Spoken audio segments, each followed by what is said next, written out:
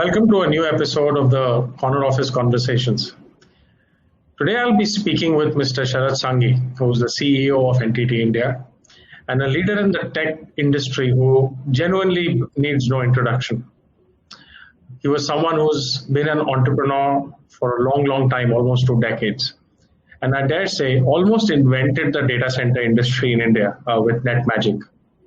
He's also a rare individual who transitioned successfully from being an entrepreneur to actually then joining a multinational post-acquisition and staying on, and has now been promoted to the larger role of integrating and leading a very complex entity organization in India. It's my absolute pleasure to welcome you to our show, Sharad. Thank you so much for taking out time for us. Thank you, Jerry. Thank you for having me on your show. Let me start with the last 2 years. You've kind of had this whole integration process within NTT. Multiple companies have been brought together. And while all this has been happening, we've had the small matter of everything being hit by COVID, which has caused huge personal challenges, medical challenges, and also, of course, business challenges. So when you look back at the last couple of years, how's the journey been?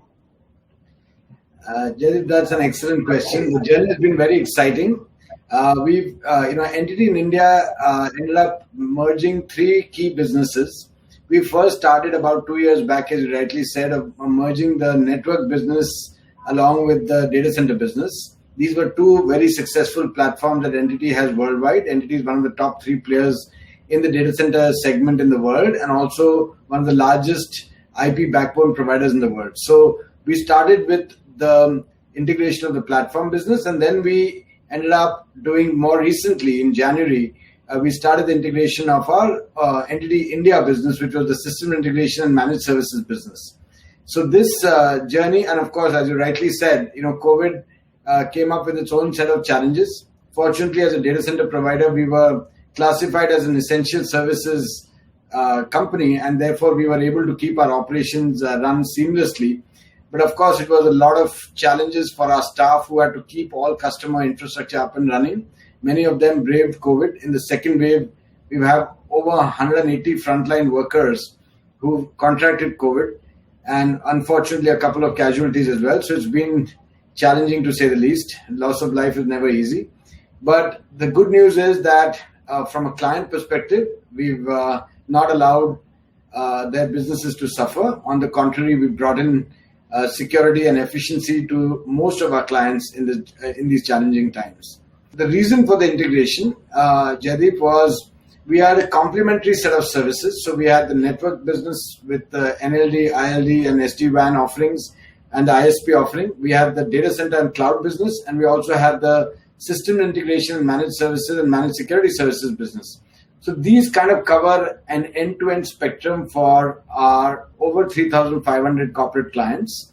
And as a result, not only now we've cross-skilled our teams of the respective organizations. So we have now a sales team and a solutioning team that can really provide end-to-end solutions to our clients. And also, obviously, with the integration, we don't have to spend as much on the back end. So this has resulted both in higher sales in the front end and lower costs at the back end. So that was the objective, and we are well on our way to realizing that.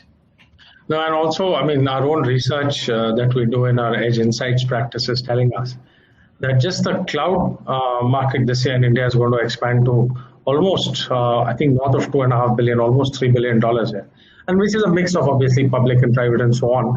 And clearly NTT as a whole is well placed to leverage that with its integrated value proposition. So best of luck with that. But let me now kind of make you maybe rewind your mind a little bit. 2 decades ago, I would imagine most people wouldn't have even understood what the term data center means. And you kind of hopped out of a cushy job, should I say, and decided to become an entrepreneur. So tell us a little bit about what triggered that, and what were the early years like in the entrepreneurial journey, especially as you were literally creating an industry in the country? Yeah, great question, Jaideep. So what happened was I was fortunate enough to go to IIT Bombay, and then I did my master's at Columbia University, New York. At Columbia, I was chosen to be part of this project which ran the National Science Foundation funded NSFNet, or the first large backbone of the internet. And that gave me the experience that I still use today, right? To scaling out large networks, building, making the internet mission critical, or making the internet serve mission critical requirements. So that was the early genesis of the experience that still stands me in good stead today. But I always wanted to come back to India, mainly because of my parents, and also because I wanted to do something entrepreneurial in India, right? So in '95, I left. We left the US, me and my wife, and we decided to settle back in India. For the first 3 years, I did a lot of consulting because I had to know the lay of the land. Things worked kind of differently in India than they did in the US, and I had to understand what is possible, what is not, and what is the lay of the land, what is the entire IT ecosystem. In '98, I decided when the government, Vajpayee government at that time, announced the privatization of the internet. That's when I decided to do something where I could use internet for businesses. At that time, everybody was looking at internet for retail subscribers. People's valuations were dependent on how many eyeballs and how many subscribers they had, and nobody was really targeting businesses, right? So that's when I thought of doing this, and I was fortunate to to get acquainted and become very good friends with my current mentor, which is BB Jagdish, who really, Jagdish and Chandrasekhar really deserve the credit for inventing the data center business, not me. I only replicated what they had done in the US, in India.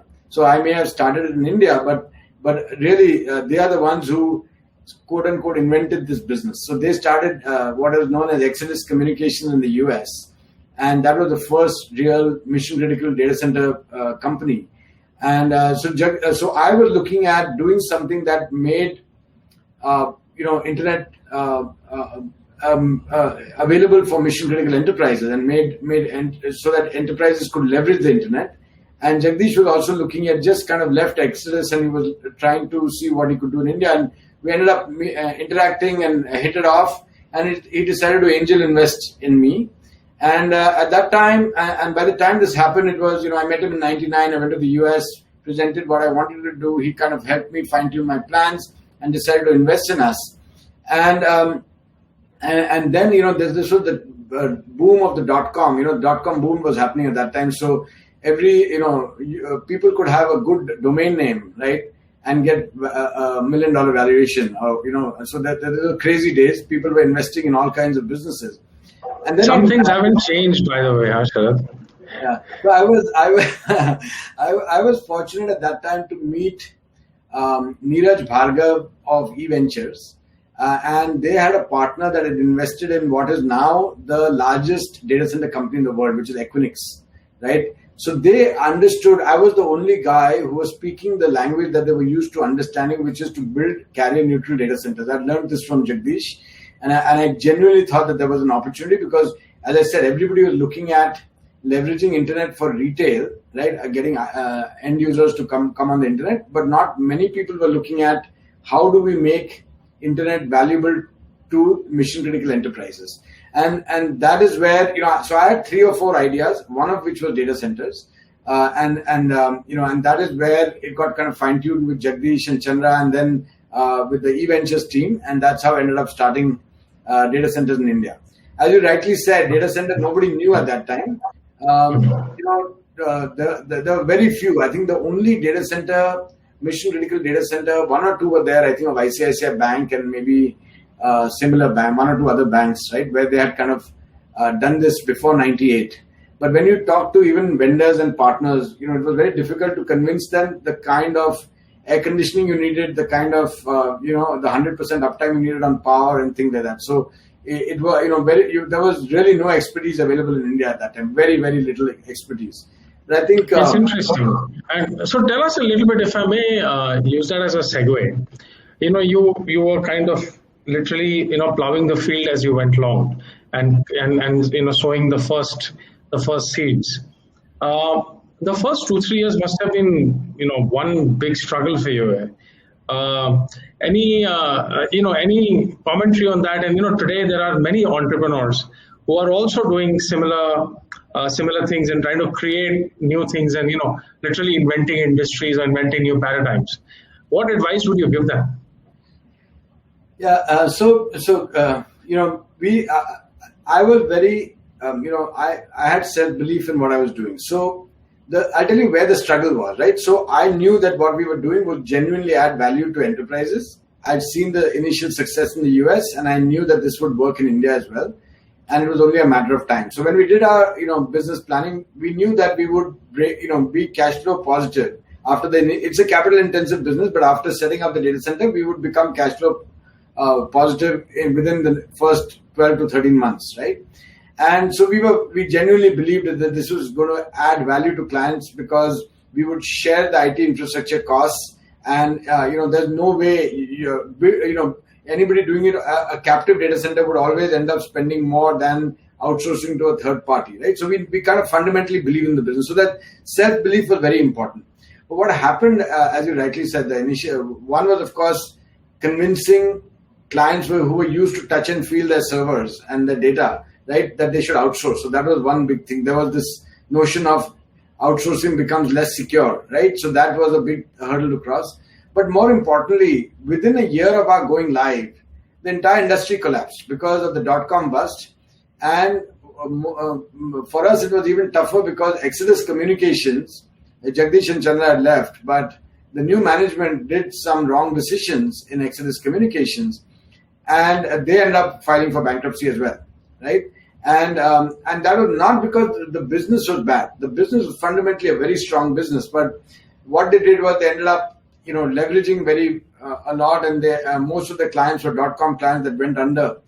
We also had some of those challenges in India because we had some dot-com clients as well, and so there was a time where we reached where our bank balance was down to 20 lakhs, right?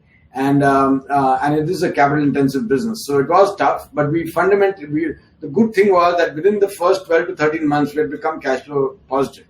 Now, because of this, collapse in the US, right, the access to capital for data centers became tough, right? So what that forced us to kind of innovate. That forced us to think, how can we add more value to our existing clients? So if we're not able to build more space, how do we, maximize the revenue per square foot, right? And therefore, we started with offering managed services to our clients. We started managing their firewalls, their databases, their servers.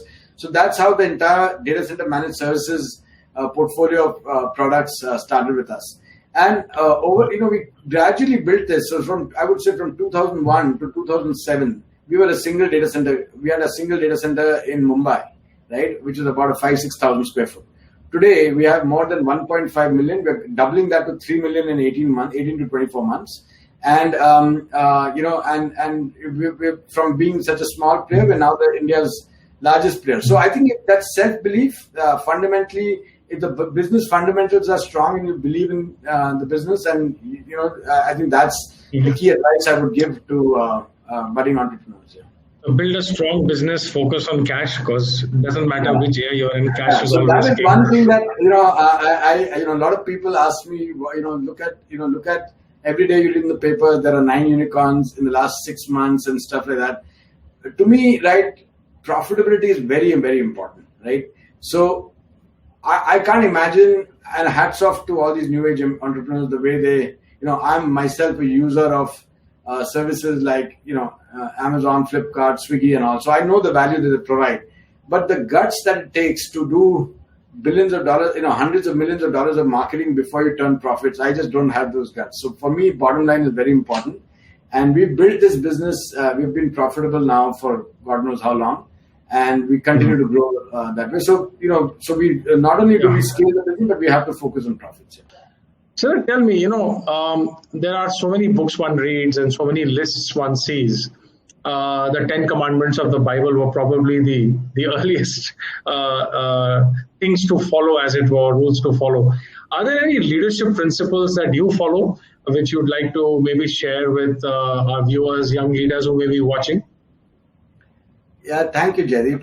There are few things that I follow, and I'd love to share that. This is something I've learned over the last 20 years. So the first and foremost is empathy towards all stakeholders. So whether it's your employees, whether it's your investors, right? I've been fortunate enough that I've never had to lay off an employee in the last 22 years. And while obviously we if somebody's not performing or if somebody's done something wrong, then obviously we take action. But we've never had to lay off, right? From an investor's perspective, I treated their money as my own, the way I would want to have my money treated, and that's why I have such great relationships with my. Even today I get calls from various investors that look, ever you decide to start a new venture, we are ready to back you. And I always used to put myself in the shoes. So sometimes there was some, you not always you have good time, right? Sometimes there could be something that you lost a large deal or something happened. So we would always be completely transparent, right? So that transparency with investors, I think that's another example, and obviously with clients as well. So always very, when something used to go down, let's say customer had not contracted for redundancy or something. My instruction to the team was, first get their business up. If we have spare service, give it to them. We'll worry about commercial later. Right? That's the way I would like to be treated if I was a customer, right? So first get the problem fixed and then worry about other things. So that empathy is the first lesson. Then second lesson was surround yourself with people smarter than you, right?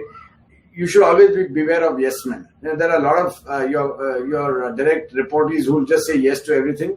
And really, I value more the people who can, because if I have a sales head or if I have a marketing head, they are bringing in a skill that I don't have. And so I need to respect that, and I want that to be, I don't want them to say, if I say something and they say, yeah, we'll do it this way. I would actually like a discussion where they would say, no, this is the way to do it, right? And I've been fortunate with the team that I've surrounded myself with. Third is never compromise on core values or ethics. There'll be lots of temptation. There'll be lots of things to take shortcuts, but never compromise. Fourth is agility is very, especially in this day and age, especially with cloud computing and the way things are evolving. You have to take quick decisions. Very often you can take ages to decide. There's a negotiation, you take very long to decide, and you may lose a deal. And you have to take quick decisions. Fifth is think long term. So sometimes you get a situation where short term you get a benefit, but it could have a long term negative impact. Let's always think long term, right? Sixth is, if you have self belief, passion, and hunger, keep that alive. If you have that, which so far I still have, then 22 years also still drives me, right? So self belief, passion, and hunger is important. Simple one which you heard from everyone is no substitute for hard work. So no cutting corners there as well. Another one is constantly upskill yourself and your team, right? And this is something, especially in our industry, if we don't do this, we become dinosaurs, right? So in this pandemic, one of the first things we did was we bought a whole bunch of Udemy accounts and we gave it unlimited access to all our employees. And NTT also had some learning platform like Decreed and others that we gave to our employees so that people could, in their spare time, in the pandemic, not waste time, but actually do learning. I myself did some courses during this pandemic. Then one important thing is see the strengths in your team. See, every individual, you and me included, we have our strengths, we have our weaknesses. Now, it's very easy for me to find fault in, somebody reports to me, oh, you didn't do this right, or I could be, but I'd rather want to see their strengths and then help them on their weaknesses. But the strengths that the person brings in is much more important than the weaknesses that they have. And last but not the least, obviously take risks. As an entrepreneur, you have to take risks. But evaluate both upside and downside. I would not take a risk where the downside can wipe out your business and upside is only incremental, right? So take risks, but evaluate both upsides. So these are the 10 commandments, if you will, that I've come across over the last year. I think for my viewers, they'll be well advised to maybe rewind this portion of the show and just hear you again, because I think there's such straightforward but wise words, Sharad. So thank you for sharing those. So we hired an investment bankers, we hired Credit Suisse, and they basically they ran a process where there were 10 companies that expressed interest in acquiring us. And one of the reasons that there was so much focus on us at that time, nobody had reasonable scale that was not already public. So there were the Reliance, Infocom, and there was Airtel and others, but they were like multi very large companies that were public, and that we were the only nimble, small player that was growing aggressively that was available. So naturally, everybody looked at us. And the reason I decided to continue was because they allowed me to do my own innovation. So today we have a team in Pune where we've come out with, even in the pandemic, we came out with 5 or 6 new product offerings. One of the benefits of the merger, right, was that we stopped new recruitment, because we said that, look, we want to first fully ensure that our existing team gets all the opportunities that there are, and we knew that we are growing. So rather than cutting jobs last year, what we focused was on repurposing our staff so that we could hire within rather than look outside.